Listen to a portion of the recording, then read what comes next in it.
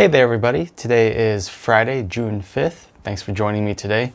I'm going to talk about what to consider when you get accepted for the EIDL loan, because there's a lot of things to impact when you read through the EIDL contracts. And I know people are really looking forward to this money, but there's also a lot of things that make me a little nervous. So let's run through that right now.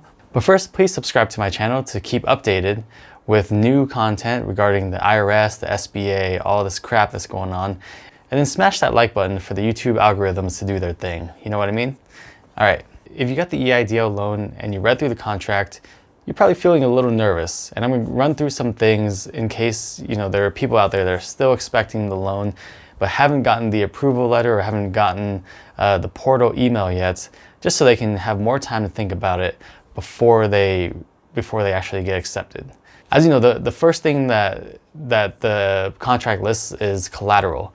If you take a loan over $25,000, the SBA basically has right to your collateral and to liquidate it if they feel that you're going to default on your loan. And this is just your business collateral. I mean, it's pretty crazy. On the contract, it says you cannot sell or transfer your collateral or your property without written consent of the SBA. You have to maintain your property in good condition, all that shit. Basically, the SBA can tell you what to do with your property. Another thing that's notable is that you have to keep really clean records of your business. And I think that's fine and good. Like, you should do that anyway. You should keep receipts, clean bookkeeping, invoices, all that stuff. You should be doing that anyways. But the thing is, the SBA has the right to audit you or to review your records at any point. They may require you to send financial statements to them every year, and they may require you to have those financial statements reviewed by an independent auditor that you would have to pay for. I know in the contract it says review. It's not really an audit, okay? An audit is a very in-depth process. It takes a long time. It's very detailed. Compared to a review, is more high-level, more brief, and usually more affordable. So the difference there, you can expect to spend at least $5,000 or $10,000 on an audit of a small business, whereas a review might be much cheaper, maybe $1,000 or $2,000. I've seen videos out there on YouTube saying the SBA can demand that you hire an independent CPA firm to audit your books, but what they really mean is just reviewing your books, okay? The SBA itself can also audit or review your books. I don't know how likely that's going to be, since their resources are pretty low, but they can force you to hire an independent accounting firm to review your financial statements and your books. Next thing I've been seeing questions and comments on is that in the contract, it says that you have to buy American-made products when feasibly possible. Now, obviously, sometimes that's just not possible, and that's fine, but it seemed more like a good faith certification that you will buy American-made products. The next thing is that you are restricted to what you can distribute out of your company. So if you want to take like property or cash distributions, you basically can't do that now without written consent of the SBA. And what I would imagine is, like, if you're an S Corp and you take a salary and a distribution, you probably would want to check with the SBA first to make sure you can still keep doing that. As an accountant, I don't really see a problem with that, because if that's what you've been doing all along, is taking part salary, part distribution, to me, I see that as part of your compensation, right? The SBA might not see it the same way, so you have to get ahead of it and let them know. And I think with this clause, they just want to make sure you're not taking a bunch of loan money, you're not taking $150,000 and then just withdrawing it or distributing it to yourself as the owner and then having fun with the money. So they put in this strict clause to prevent that, and hopefully the SBA will be lenient with you if that is part of your normal compensation as the owner. The other thing that's in the contract is how you use the funds, which we've been talking a lot about on this channel. It's basically for working capital, which is expenses that you have to incur to maintain the day-to-day operations of your business, and that's it, right? So this loan is meant to just float your business, use it as working capital.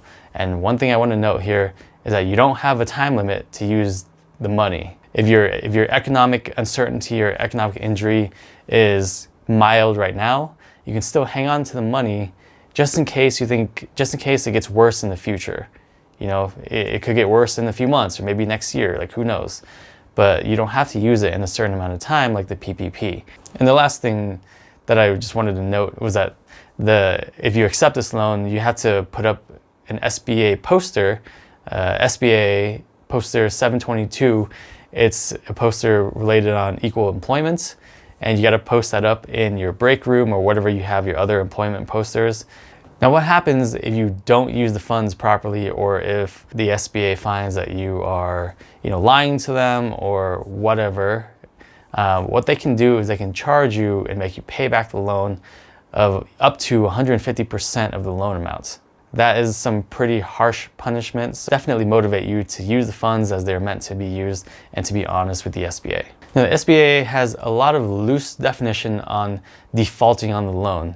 And defaulting means that the SBA can now call the loan due if one of these things happen. And with typical lenders, how you default is if you miss a payment or miss a string of payments, and they're going to call the loan due, and if you don't pay it, then they can foreclose on your house or seize property and all that stuff. And same thing here, the SBA can seize your property if you default, but their definition of defaulting is much more broad. And I'll go over some of them. It's not limited to these ones, but these are some of the ones that kind of caught my eye. So first one is obviously if you miss a payment, you've defaulted. So don't miss a payment. That's what it says in contracts, right? If you fail any of the provisions that I talked about earlier, or any of the provisions on the contract, if you fail to meet those, then you would be considered defaulted as well. If you default on other SBA loans, then you would technically be considered defaulting on this loan.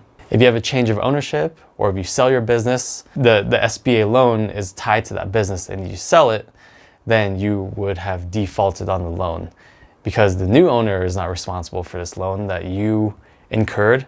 So change of ownership or selling your business, the loan is considered default, you have to pay it back. And lastly, if you don't pay your required taxes on time, income tax, sales tax, excise taxes, whatever, the SBA may consider your loan as defaulted. What I think here is it's pretty overreaching. I get it, the SBA is giving this money out for very cheap and in favorable terms. But all these things are really overreaching in my opinion, and makes me nervous. Even though I don't have the EIDL loan, it still rubs me the wrong way a little bit. So what do you do? It just depends on how risk adverse you are. Like, are you planning to use these funds legitimately for your business because you are experiencing economic injury? Then you should probably take the loan. And if you don't have anything to hide, you should probably take the loan if you really need it. Now, after you take the loan, I would make an effort to pay it back as soon as possible. Don't wait the 30 years. That gives the SBA more power over you for 30 years. If you take the loan, make an effort to pay it back ASAP, because man, you just don't want this going on for 30 years. You don't want them to have control over your collateral, over your distributions, over the way that you operate your business, how you use your money.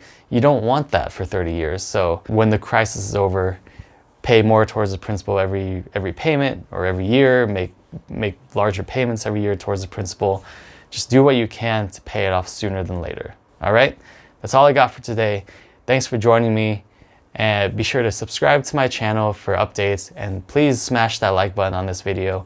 I'll see you next time. Have a great weekend. Take care.